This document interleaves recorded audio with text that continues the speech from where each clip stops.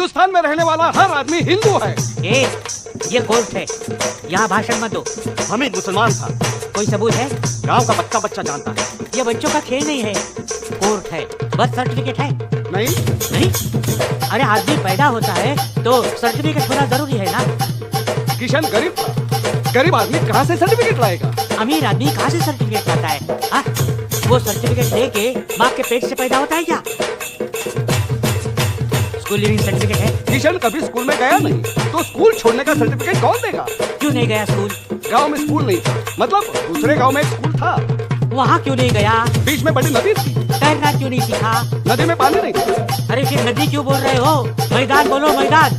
गांव में सब उसको नदी ही बोलते हैं, नदी की पूजा करते हैं। नदी में कोई सबूत है? सबूत?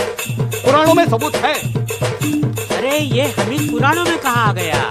हमीद नहीं, नदी, नदी का पुराणों में सबूत है।